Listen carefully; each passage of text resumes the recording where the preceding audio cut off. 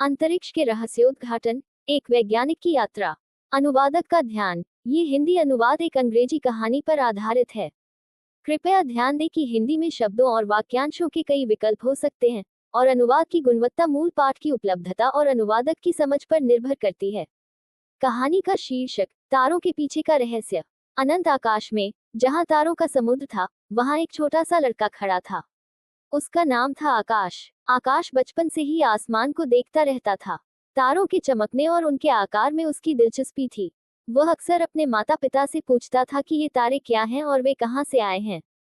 बड़ा होने पर आकाश ने खगोल विज्ञान का अध्ययन करने का फैसला किया। उसने कई किताबें पढ़ी और अंतरिक्ष के बारे में जितना हो सके उतना सीखा। आकाश अंतरिक्ष यात्री बनना चाहता था, लेकिन उसे पता था कि यह आसान नहीं होगा। कड़ी मेहनत और समर्पण के बाद आकाश एक प्रसिद्ध खगोलशास्त्री बन गया। वह एक बड़ी अंतरिक्ष वेधशाला में काम करता था। वहां वह दूरबीन का उपयोग करके तारों और ग्रहों का अध्ययन करता था। उसने कई नई खोजें की और अंतरिक्ष के बारे में हमारे ज्ञान को बढ़ाया। एक दिन आकाश को एक रहस्यमय तारा मिला। ये तारा अन्य तारों से अलग दिखता था। आकाश ने इस तारे का अध्ययन करने में बहुत समय बिताया। अंततः उसने पता लगाया कि यह तारा एक नए ग्रह का संकेत था।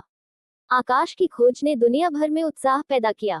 लोग इस नए ग्रह के बारे में जानने के लिए उत्सुक थे। आकाश ने अपनी खोज के बारे में एक किताब लिखी, जो बहुत लोकप्रिय हुई। आकाश ने कभी भी अपने बचपन के सपने को नहीं छोड़ा। वह हमेशा तारों के पीछे के रहस्यों को जानने के लिए उत्सुक रहा, और वह अंतरिक्ष के बारे में हमारे ज्ञान को बढ़ाने में एक महत्वपूर्ण भूमिका निभाता रहा। अध्याय 1, बचपन का सपना। आकाश बचपन से ही तारों के मोह में था। वह रात में अपने कमरे की खिड़की से आकाश को देखता रहता था। तारों की चमक और उनके आकार में उसकी गहरी दिलचस्पी थी।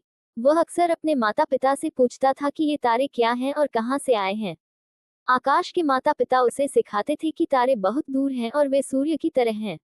उन्होंने आकाश को बताया कि तारे बहुत बड़े हैं और वे रात में चमकते हैं क्योंकि वे बहुत दूर हैं।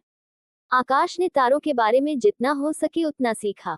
उसने किताबें पढ़ी और अपने स्कूल के पुस्तकालय में खगोल विज्ञान के बारे में जानकारी हासिल की।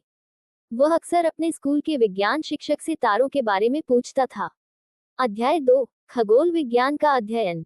बड़ा होने पर आकाश ने खगोल विज्ञान का अध्ययन करने का फैसला किया। उसने एक प्रतिष्ठित विश्वविद्यालय में प्रवेश लिया और खगोल विज्ञान में डिग्री हासिल की। विश्वविद्यालय में आकाश ने खगोल विज्ञान के विभिन्न क्षेत्रों का अध्ययन किया, जैसे कि तारों की संरचना, ग्रहों की गति और ब्रह्मांड की उत्पत्ति। आकाश ने कई प्रोजेक्ट्स पर काम किया और कई शोध पत्र लिखे। उसने अपने प्रोफेसरों के साथ मिलकर काम किया और खगोल विज्ञान के क्षेत्र में महत्वपूर्ण योगदान दिया। अध्याय 3, अंतरिक्ष वेधशाला में काम। विश्वविद्यालय से स्नातक होने के बाद आकाश को एक बड़ी अंतरिक्ष वेधशाला में नौकरी मिल गई। वेधशाला में आकाश को दूरबीन का उपयोग करके तारों और ग्रहों का अध्ययन करने का मौका मिला। उसने कई नई खोजें की और अंतरिक्ष के बारे में हमारे ज्ञान को बढ़ाया। आकाश ने एक विशेष प्रकार की दूरबीन का उपयोग करके एक दूर के तारे का अध्ययन किया। इस दूरबीन से आकाश तारे की प्रकाश की तीव्रता को माप सकता था। उसने पाया कि तारे की प्रकाश की तीव्रता समय के साथ बदल रही थी। आकाश ने इस खोज को अपने प्रोफेसर को बताया। प्रोफेसर ने आकाश को बताया कि यह संभव है कि तारे के चारों ओर एक ग्रह परिक्रमा कर रहा हो। ग्रह का गुरुत्वाकर्षण तारे की प्रकाश की तीव्रता को प्रभावित कर रहा होगा। अध्याय 4, नए ग्रह की खोज। आकाश ने इस संभावना की जांच करने के लिए और अधिक अध्ययन किया। उसने तारे की प्रकाश की तीव्रता को कई दिनों तक मापा। अंततः उसने पुष्टि की कि तारे के चारों ओर एक ग्रह परिक्रमा कर रहा था। आकाश की खोज ने दुनिया भर में उत्साह पैदा किया। लोग इस नए ग्रह के बारे में जानने के लिए उत्सुक थे। आकाश ने अपनी खोज के बारे में एक किताब लिखी, जो बहुत लोकप्रिय हुई। आकाश ने अपनी खोज के बाद भी अंतरिक्ष के बारे में अध्ययन करना जारी रखा। उसने कई अन्य खोजें की और अंतरिक्ष के बारे में हमारे ज्ञान को बढ़ाने में महत्वपूर्ण योगदान दिया। अध्याय 5, अंतरिक्ष के रहस्यों की खोज। आकाश ने हमेशा तारों के पीछे के रहस्यों को जानने के लिए उत्सुक रहा। वह अंतरिक्ष के बारे में और अधिक जानने के लिए लगातार काम करता रहा। उसने कई वैज्ञानिकों के साथ मिलकर काम किया और अंतरिक्ष के बारे में नए सिद्धांत विकसित किए। आकाश ने अंतरिक्ष यात्रा के बारे में भी सोचा। वह अंतरिक्ष में जाकर अपने ही आंखों से तारों और ग्रहों को देखना चाहता था। हालांकि उस समय अंतरिक्ष यात्रा बहुत दुर्लभ थी और केवल कुछ ही लोगों को इसका मौका मिलता था। अध्याय 6, अंतरिक्ष यात्रा का सपना। आकाश ने अंतरिक्ष यात्रा का सपना कभी नहीं छोड़ा। वह अंतरिक्ष यात्रा के बारे में पढ़ता रहता था और अंतरिक्ष यात्रियों के बारे में जानने की कोशिश करता था। एक दिन आकाश को एक अंतरिक्ष मिशन के लिए चुना गया। वह एक अंतरिक्ष यान में सवार होकर अंतरिक्ष में गया। अंतरिक्ष में आकाश ने पृथ्वी को देखा और उसकी सुंदरता से आश्चर्यचकित हो गया। आकाश ने अंतरिक्ष में कई प्रयोग किए और अंतरिक्ष के बारे में महत्वपूर्ण जानकारी एकत्र की। वह अंतरिक्ष में कई घंटे बिताने के बाद पृथ्वी पर लौट आया।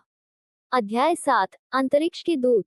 आकाश ने अपनी अंतरिक्ष यात्रा के बारे में एक किताब लिखी। इस किताब में उसने अपनी यात्रा के दौरान देखी गई चीजों का वर्णन किया। उसकी किताब बहुत लोकप्रिय हुई और लोगों को अंतरिक्ष के बारे में अधिक जानने में मदद की। आकाश ने अपनी अंतरिक्ष यात्रा के बाद भी अंतरिक्ष के बारे में अध्ययन करना जारी रखा। वह अंतरिक्ष के बारे में हमारे ज्ञान को बढ़ाने में एक महत्वपूर्ण भूमिका निभाता रहा।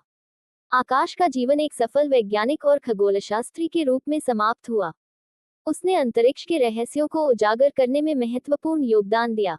वह हमेशा तारों के पीछे के रहस्यों को जानने के लिए उत्सुक रहा और वह अंतरिक्ष के बारे में हमारे ज्ञान को बढ़ाने में एक महत्वपूर्ण भूमिका निभाता रहा।